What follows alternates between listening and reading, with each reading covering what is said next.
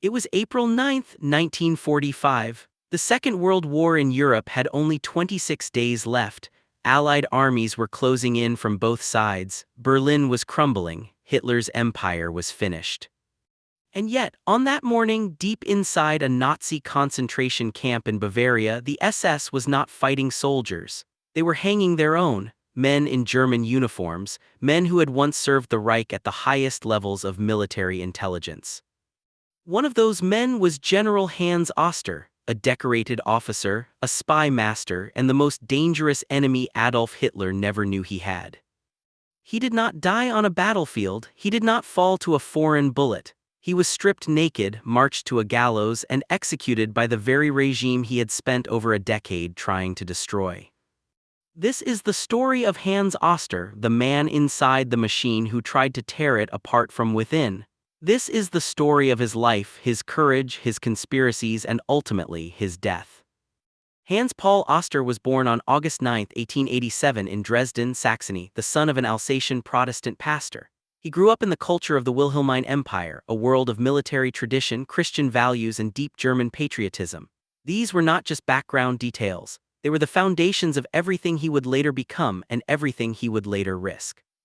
In 1907, at the age of 20, Oster entered service in the German artillery. When the Great War erupted across Europe in 1914, he served with distinction on the Western Front. By 1916, his exceptional organizational skills and sharp intelligence had earned him a posting to the German General Staff, one of the most prestigious positions in the entire army. He was decorated multiple times for his service. He was exactly the kind of officer the German military machine needed. And yet, within 2 decades, that same man would become one of the most dangerous opponents of Germany's new masters. After the war, Oster remained in the reduced Reichswehr, the German army strictly limited to 100,000 men by the Treaty of Versailles. He rose to the rank of major by 1929. But in 1932, his military career suffered a major blow when he was dishonorably discharged for having an affair with the wife of a fellow officer. It was a personal disgrace that would have ended most careers permanently. But Oster was not most men. He found a position in a police organization established by Hermann Göring. Then, in October 1933, just months after Adolf Hitler and the Nazi Party had seized power over all of Germany, Oster transferred to the Abwehr, German military intelligence.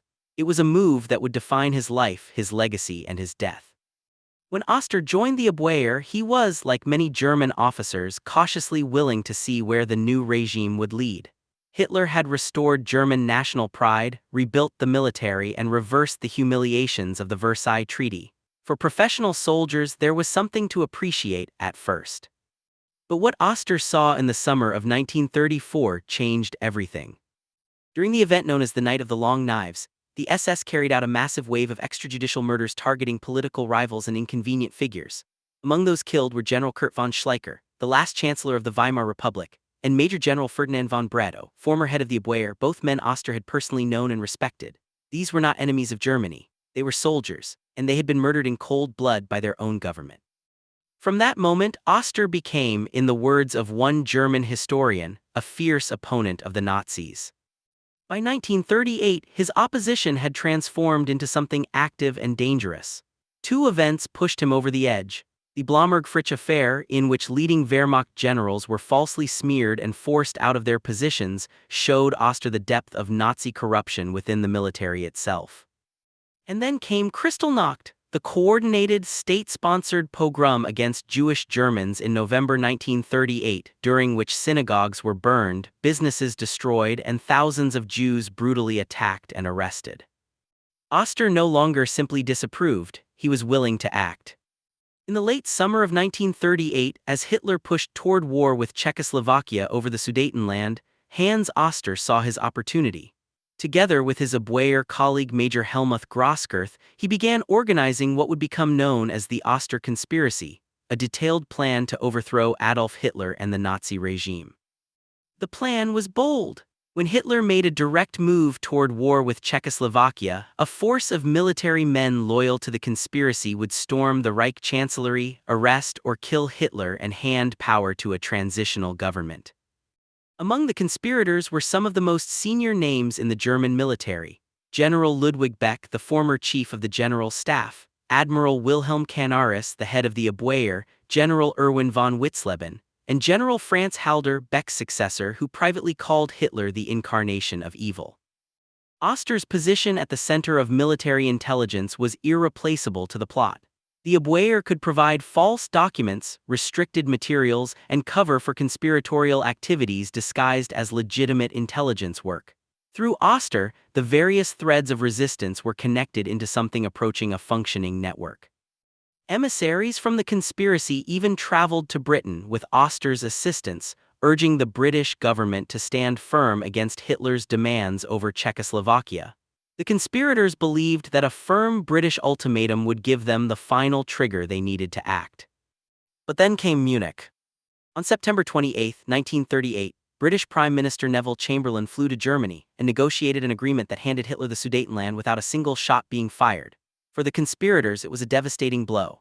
Hitler had triumphed again diplomatically. This time and overnight, much of the German public hailed him as the greatest statesman in the world. General Halder, who had been prepared to move against Hitler, withdrew his support. The conspiracy collapsed. The closest the resistance had ever come to stopping Hitler before the war had begun ended because of a foreign leader's appeasement. The war came anyway, and with it, new opportunities for resistance and new acts of remarkable, almost impossible courage. During the autumn of 1939, as Hitler prepared to unleash his forces against France, Belgium, and the Netherlands, Oster learned through his intelligence work the specific dates that Germany planned to invade the Low Countries. What he did with that information was extraordinary. He told his friend Major Jaspertus Sass, the Netherlands military attaché in Berlin, the exact invasion date. And then, as Hitler repeatedly delayed the attack due to weather and logistics, he told him again, and again, and again. Over the course of the phony war, Oster passed the invasion warning to Sass more than 20 times. Oster understood with clear eyes what he was doing. He calculated that his actions could cost the lives of as many as 40,000 German soldiers. He wrestled with that reality, but he concluded that the deaths that would follow a swift German victory, millions upon millions in a prolonged, continent-wide war, would be far worse. The mathematics of conscience.